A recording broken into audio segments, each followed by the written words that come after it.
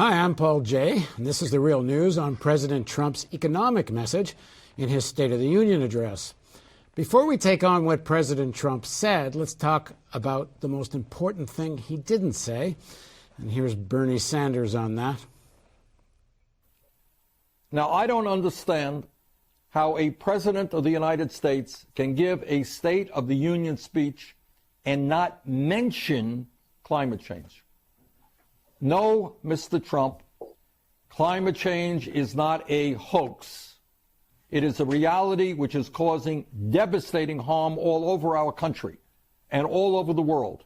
And you are dead wrong when you appoint administrators at the EPA and other agencies who are trying to decimate environmental protection rules and slow down the transition to sustainable energy.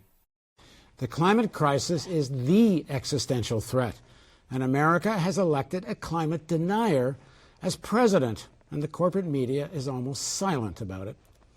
All right, now let's talk about what Trump did say. Tax cuts, a booming stock market, an infrastructure program, American first trade agreements. President Trump says all this leads to economic growth. Will historic highs in the stock market and more wealth in the pockets of the investor class, as they sometimes like to be called, lead to more investment in the real economy, or just to more speculation and casino capitalism? Is President Trump delivering on his promise to the working class of more jobs and higher wages? Well, here's what the president said in his State of the Union speech on the economy. Since the election, we have created 2.4 million new jobs, including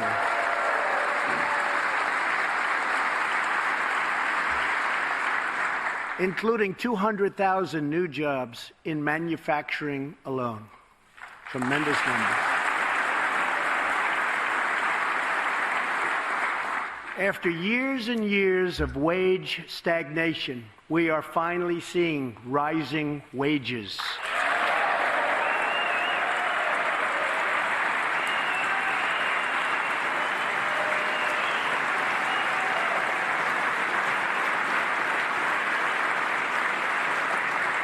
Unemployment claims have hit a 45-year low.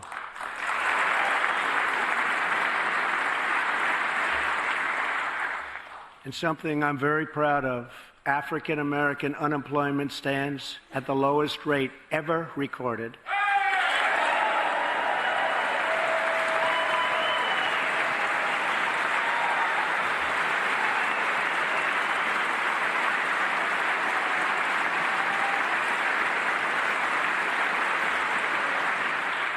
And Hispanic American unemployment has also reached the lowest levels in history.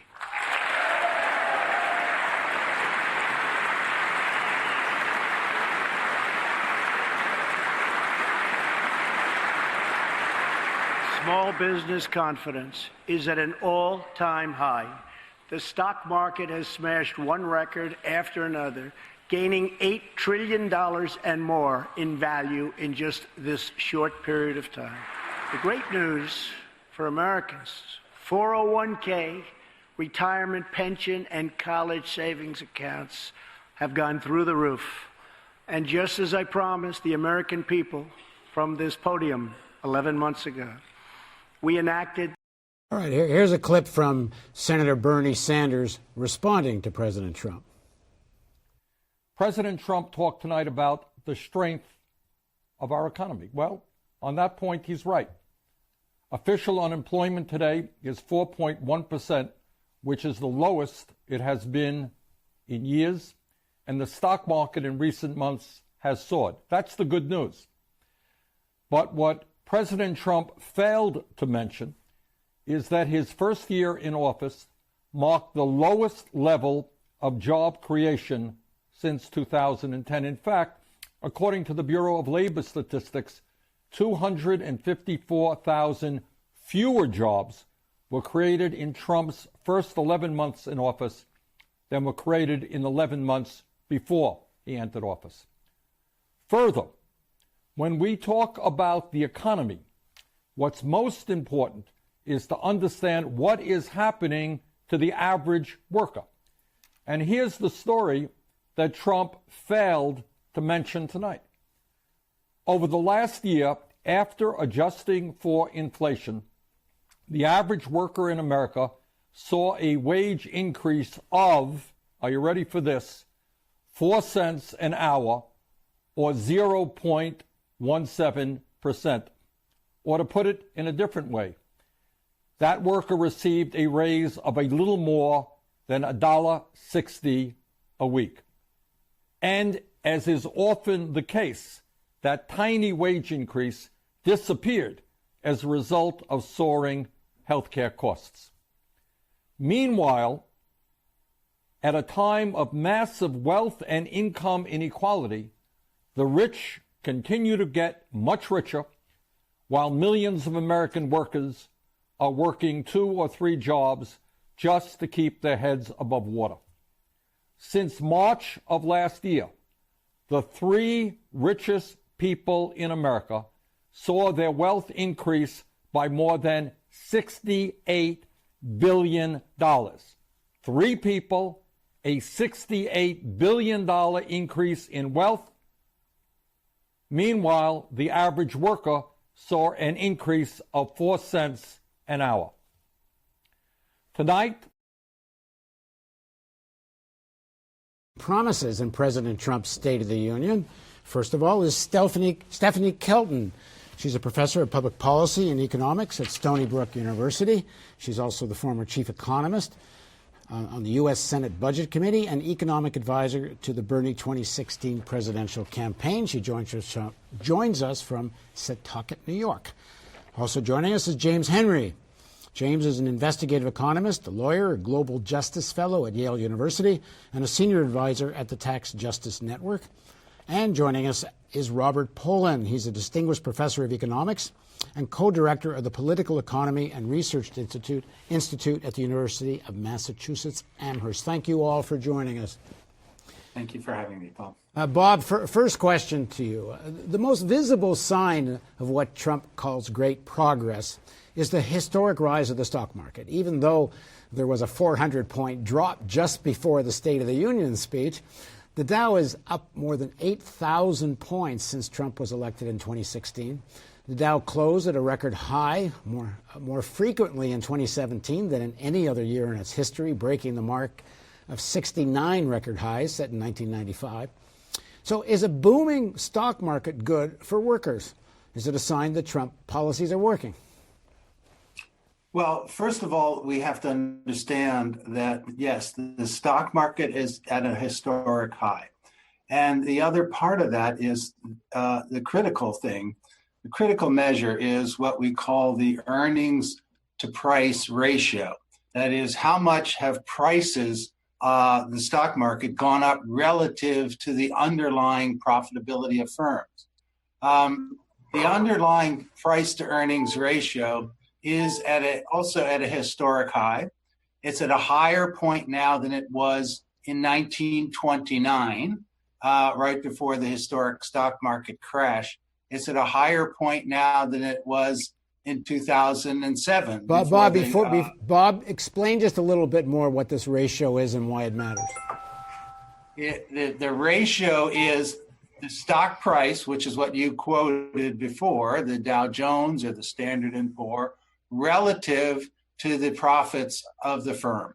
So, for example, the average historic ratio would yield a average return for stocks at about 6%. So you would buy a stock and you expect a 6% return. Right now, if you buy a stock at today's average price, you get about a 2.2% return. What that tells us is that the only way people are going to make any money in the stock market now is if the price keeps going up in a speculative way because the underlying profitability is not there, or, and this is even implausible, through more tax cuts for the rich and squeezing the working class more, the companies somehow get more profits and they raise that ratio from an average 2.2% return to something closer to the historic return. So basically, the stock market now reflects two things. It reflects the rise of inequality, and it reflects a speculative bubble. I don't know when the bubble is going to burst, but the stock market is on a completely unsustainable trajectory.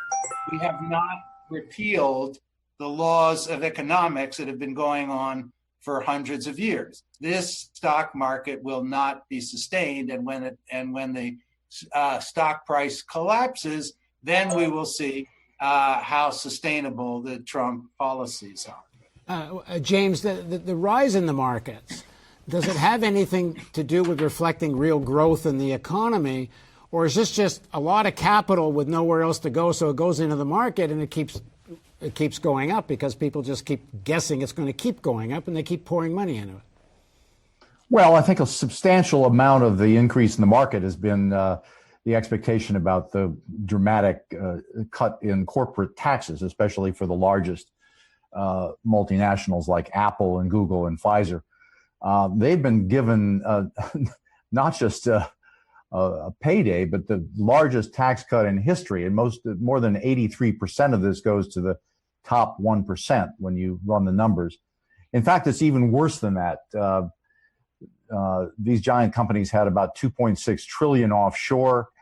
I just published an article this week in the American Interest showing why the effective tax rate on that offshore wealth is about zero once you take into account the long installment plan they have. So it's no accident that these companies in particular have experienced 50% rise in stock prices over the last year. Apple's up by about 60% since the Trump election. But I don't think that's going to continue. And the issue is now, I think the market is getting very toppy. But hang on a second. Why is Apple up 60%? Netflix is up those kinds of numbers. Amazon is close. I mean, there's only a few months ago you could buy, 7 months ago, I think, you could buy Apple at about $98. I mean, this is... Yeah, it's now 66 as of today. So it's a substantial appreciation. Well, I think there's a number of factors, and Apple is a successful company, technology company, but basically, they have about 67% of their revenues now are offshore. And the current, the tax bill that was just passed by the Trump administration effectively abolished taxation for the offshore income from U.S. companies.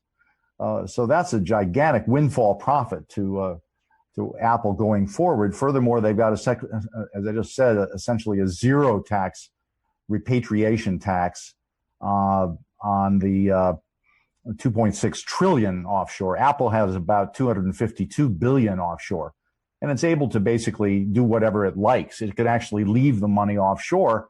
It doesn't have to invest it. It doesn't have to actually bring it back to the United States. All it has to do is pay the repatriation tax. And that is given that they have 8 years to pay it at a very and no interest charged to them on the tax. I mean, that's a great deal that most American taxpayers would love to have 8 years to pay your tax bill. So all in all, I think the stock market, to a great extent, you see the large cap stocks, not only Apple, but Walmart and Pfizer and General Electric that have taken advantage of this, sort of offshoring of profits in the first place, are now the ones with the strongest price rises. So, that's I think a substantial contributor to the gap that we're seeing between the U.S. economy in general and the stock market. Growth has been basically stable at around 2 to 2.5%. Europe is recovered, and China is strong. I don't think Trump wants to take credit for the European economy or for China's economy. But basically, U.S. growth was recovering from the recession and has recovered nicely, and we're happy for that.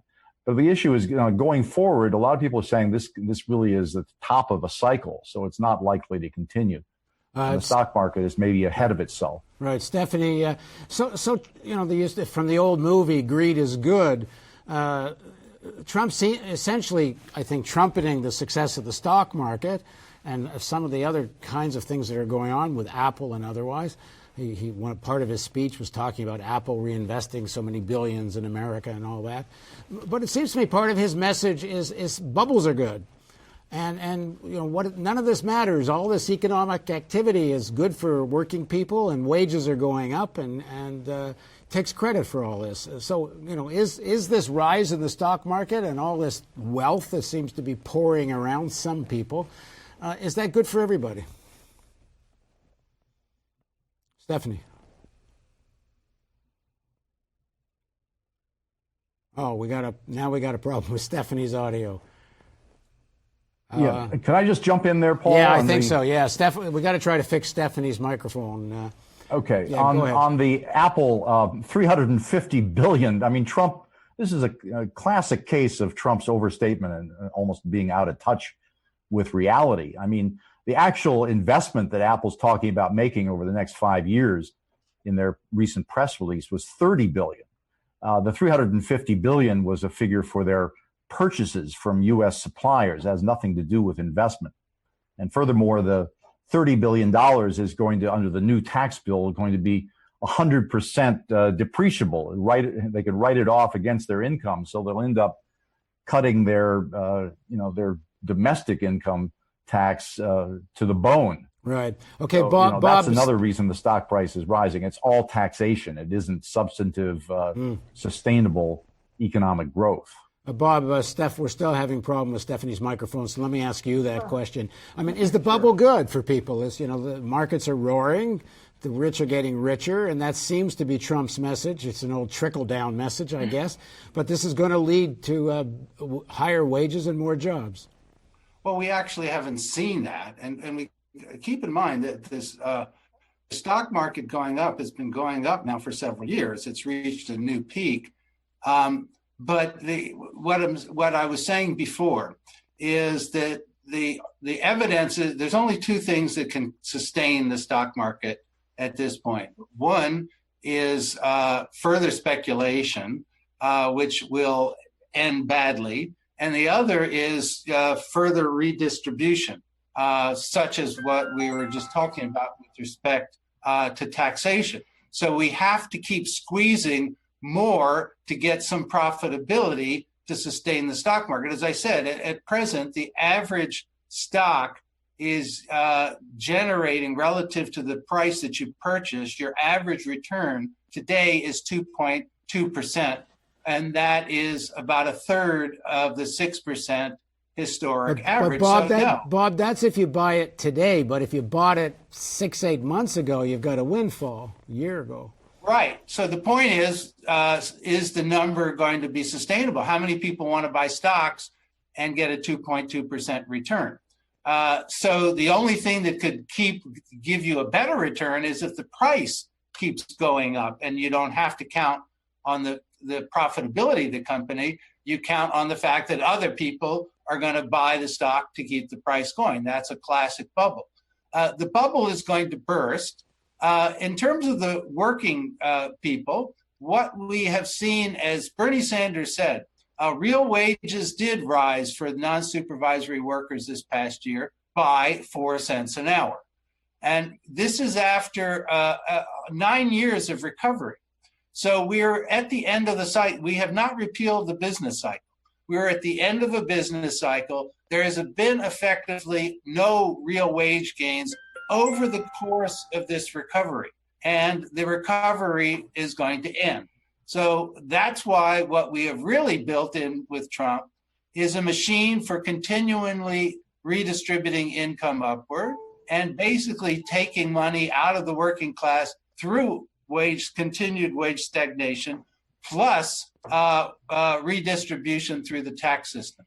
Because, as Bernie Sanders also said, what is going to happen with taxation is most households are going to see over the next 10 years, they're going to see their taxes go up, not go down. Whereas the top 1% are going to see massive windfall tax gains. Stephanie, I think your microphone's working now. Are we back? Yeah, we're back. Oh, good. So pick up on that question. I mean, wages have gone up some, not very much, but Trump claims they're going to go up because of his trade policies. He's going to have America First trade policies and so on. Are Trump's policies going to lead to higher wages and more jobs? Well, that's the $64 million question. I've been going around the country a lot in the last year, giving a talk broadly to do with Trumponomics and asking this very question. Can Trumponomics extend the recovery? Is this economic program likely to deliver on the sorts of promises that President Trump has made to the American people, communities in the Rust Belt, those who've been struggling? Help is on the way. This is what he told workers. We've been talking about this 4-cent an hour pay increase that workers have enjoyed over the course of the last year. That's obviously going to do a lot to boost the incomes of people who are struggling and who helped to put Donald Trump in the White House. But look, I think one of the things that's being underplayed, to some extent anyway, is the impact or the potential impact of these tax cuts. If you look at the analysis that was done by the Joint Committee on Taxation, which is one of Washington's scorekeeping groups that looked at the Trump tax cut proposal, they said everybody across the income distribution, every decile that we look at, is going to see, on average, some increase in their take-home pay as a result of the Trump tax cuts. So whether you're in the bottom 10% or the top 10%, you're likely to feel somewhat better as a result of the tax cuts. Now, we know that the cuts are skewed overwhelmingly toward those at the very top. More than 80% of the benefits go to people in the top 1%. But that doesn't mean that people in the bottom 10 and 20 and 30 percentiles aren't going to feel a little bit better. And what concerns me, I think, is that Democrats are underestimating the extent to which people who for the last 8 years didn't feel much in terms of the recovery at all are going to get some small benefit, however, unequal in terms of the way it's distributed, and they're going to feel a little bit better.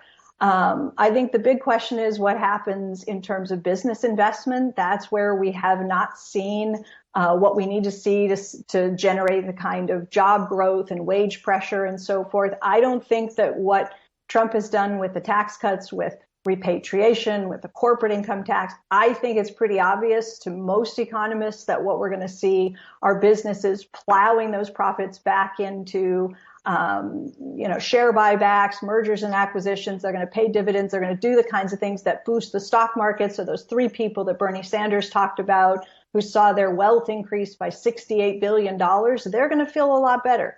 But broadly speaking, I don't think this is an economic program that's designed to do much for the middle class and those at the bottom. And I don't think it's going to deliver in the sense that Donald Trump promised.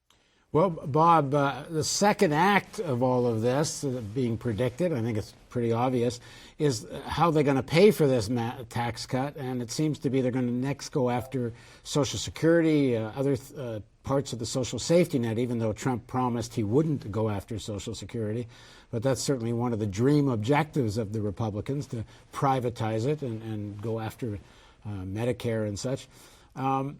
So there may be a bit of a tax decrease for ordinary people for a little while, but they're going to feel it in other places. That's right.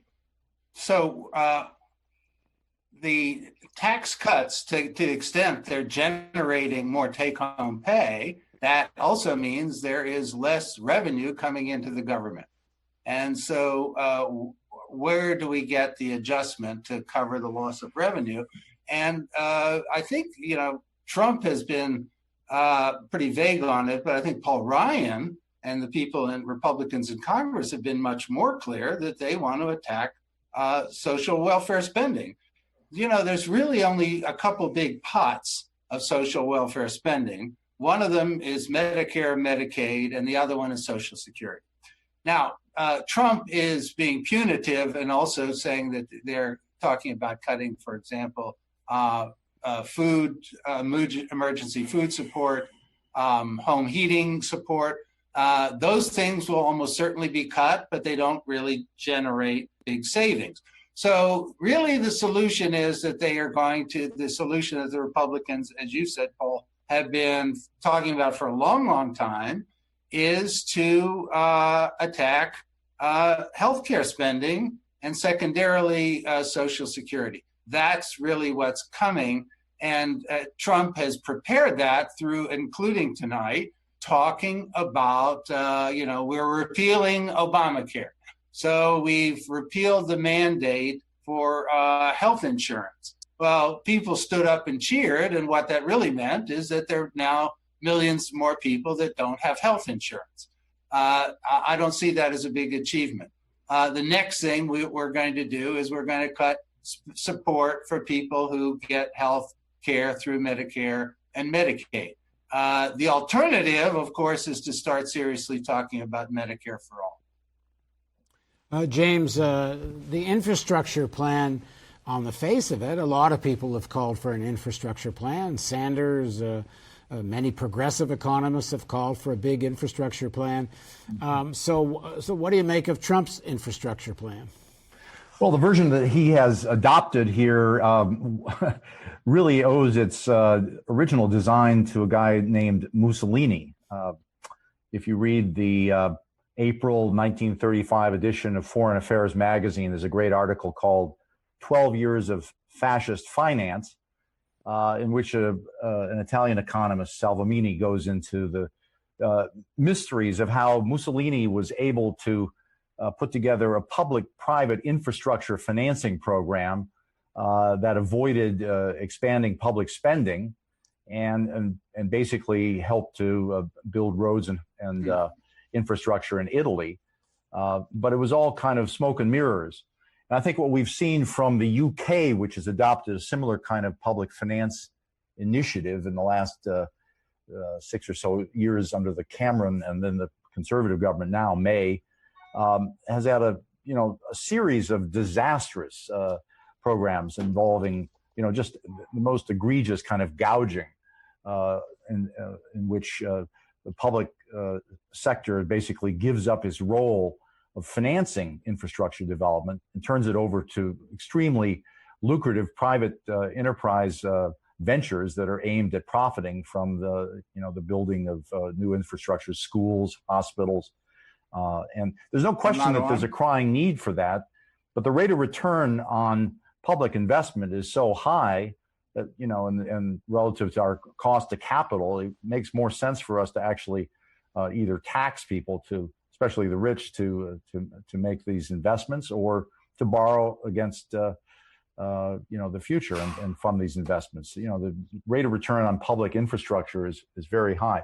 But I'm concerned as well with the fact that the Trump plan, basically, in addition to enriching the private sector, is going to be distorting our public infrastructure. He's not talking about building fast trains. He's not talking about investing in solar energy plants or migration of climate change to take care of the environment. He's certainly not talking about investing in any kind of public schools and hospitals. This is a guy who really is still wedded to the idea of roads and bridges and fossil fuel oriented infrastructure. So that's a major distortion. Right. Stephanie, how, if the infrastructure plan Trump envisions, and frankly, I think to a large extent, it wasn't so different than what President Obama envisioned, which is this private-public partnership and a lot of private role in it. If it's going to be a public infrastructure plan, how does it get financed? Well, that would be up to Congress. I was there in 2015. You mentioned Senator Sanders' infrastructure legislation. He had a proposal for $1 trillion of infrastructure investment at that time. If I recall correctly, the so-called pay for was closing tax loopholes and that kind of stuff. It will be up to this Republican-controlled Congress to figure out what to put forward. If they were to put forward something more traditional. Well, I'm asking you is not what the Republicans might do, but what might an alternative be? Oh, well, it would be for the federal government to fund investments in public infrastructure. Whether they do it through offsets that involve cuts to other parts of the budget, or whether they, say that there's going to be some sort of an earmark. Sorry about that. That there's going to be some new tax as part of it, but they don't have to do any of that. They can just put forward a clean bill. They can do this. They can vote on it. Are they likely to do that? Probably not. But does Congress have the ability to put forward an ambitious infrastructure investment program that isn't, quote, fully paid for, that adds to the deficit? Sure, they could. Bob, we have a question from Facebook from Aidan Maloney. He says, Bernie Sanders mentioned nothing about the military-industrial complex and the perpetual war economy. Doesn't that have to be a major theme of an alternative budget, if you will? That instead of massive increases on the military side, wouldn't one want to see massive decreases, which would pay for a lot of this infrastructure and social safety net and such? Yeah, that's a great point, and I'm glad I forgot his name, but he brought it up on Facebook. So what Trump is, there's really three big pots, as I said before. Healthcare is one big pot. Social Security is another big pot, and the third big pot is the military. And Trump is insisting on increasing the military. So the military budget is going up. It's starting to get in the range of $700 billion.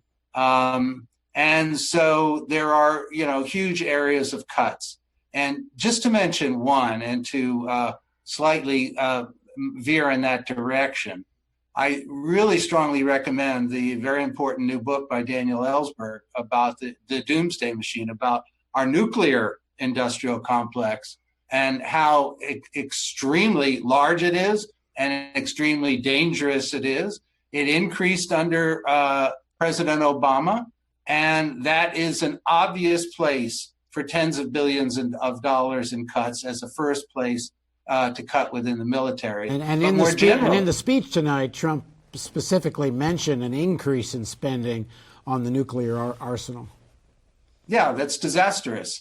Everybody should read Ellsberg's book and beyond in describing just how dangerous. I myself only vaguely understood this. So, for example, the scare that happened a couple of weeks ago in Hawaii, those kinds of things can set off something. And as long as Trump is taunting North Korea, these can set off a nuclear war. And our military, it turns out, has a tremendous amount of discretion in moving forward and utilizing nuclear weapons that could lead to total disasters. And so that's a first place that we need to start cutting dramatically and eliminating nuclear weapons altogether. And in fact, the direction the Trump administration is the opposite. The new national security strategy is to position national security as getting ready for war with Russia and China. And I was just reading in one of the defense magazines the very detailed planning that's going on and being prepared for an air and marine war with China and a ground and air war with Russia. And the question being raised is, can the United States fight China, Russia, Iran, and North Korea all at the same time? And planning needs to be made for that, which really means spending even way more on the military. I don't think they really intend on doing any of this, but if they're going to prepare for it, the amount of money they're going to spend on it is crazy. Yeah, the war preparations are there. And even if every single sane person tells you, of course, we're never going to do it, there are so many opportunities for things to go wrong and for miscommunications and to set off some kind of nuclear accident that, yes, focusing on eliminating nuclear capacity in the United States and total nuclear disarmament needs to be an issue around security, ethics, and as well as the economics and budget. Okay, just one more main topic. I mean, there's a lot of stuff in this speech. We can't do it all tonight. But let's look at a clip from Trump on immigration. He spoke quite a bit about immigration. Mostly, he created a fear factor of immigrants who are coming and killing people, and he had families up in the audience there who had lost their children, and linking the fear of gangs, and then slipping in that the issue of how immigrants are lowering wages and taking away people's jobs. Here's a small clip. Struggling communities, especially immigrant communities, will also be helped by immigration policies that focus on the best interests of American workers and American families. For decades, open borders have allowed drugs and gangs to pour into our most vulnerable communities. They've allowed millions of low-wage workers to compete for jobs and wages against the poorest Americans. Stephanie, immigrants competing against the poorest Americans and lowering wages and taking away jobs. What do you make of that as a contention? Well, it's completely in contrast to what the research shows, which is the research suggests that adding immigrants and including immigrants and providing job opportunities for immigrants does not actually depress wages for American workers. So he's making an argument that's perfectly consistent with Donald Trump's world vision and his views regarding the need to shut borders and limit immigration, but it's exactly inconsistent with what the research actually shows. What does the research show on this? Because it seems logical that if people are coming and are not in the United States legally or willing to work for less than minimum wage, that this would create a downward pressure on wages. In what way does the research show that that's not the case? You know, I actually Can I give an example from the Haitian community? Wait a sec, James. Let Stephanie finish, please. Oh, I'm sorry. I was going to say, I think I actually assigned some of Bob's stuff in some of my classes. I didn't know Bob would. Yeah, do you want me to try, Paul, on that? Here's what we know, and we can look at some simple examples. I think the best model of research on this was done to compare cities that have a high proportion of immigrants and relative to cities that don't. And that was done by David Card at University of California, Berkeley. And I myself replicated Card's work during the Great Recession. So here's what we find. So if you compare, say, Miami, LA, and New York, which have very high proportions of immigrant workers, and look at the wages of the low-wage workers who are natives in those cities, and compare them with cities that do not have a high proportion of low-wage workers, such as Atlanta and Philadelphia, what is the difference in the wages for the native workers? And the answer is there is no difference.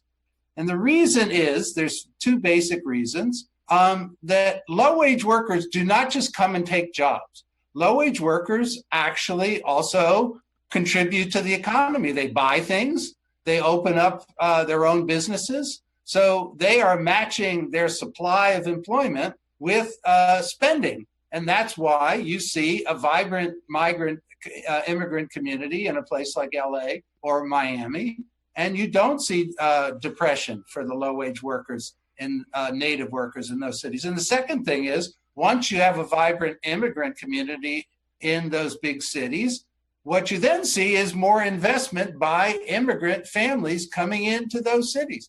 So the facts are simply exactly the opposite of what Trump is talking about. James, you had an example?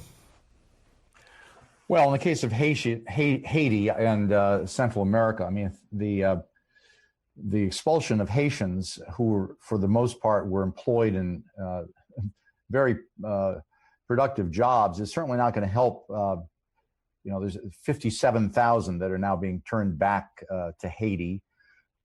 They also have 25,000 U.S.-born children who will have to stay here or face the prospect of going back to Haiti. They've been sending remittances back to Haiti to support their families. And the kinds of jobs that they have been willing to do, many of them are in Florida, where I've been recently studying the community, are simply not jobs that ordinary Americans are interested in doing. I mean, sort of lower wage jobs. There's no displacement that's shown up for this category of people. So the idea that throwing them out of the country is suddenly going to empower, American workers is just crazy. It's going to actually create a huge burden on American taxpayers who will have to support these 25,000 kids if they decide to stay here. And, it's certainly going to hurt the Haitian economy, which is already still struggling. So that's just a very concrete example. We could extend that to El Salvador, where there's 200,000 people have been thrown out.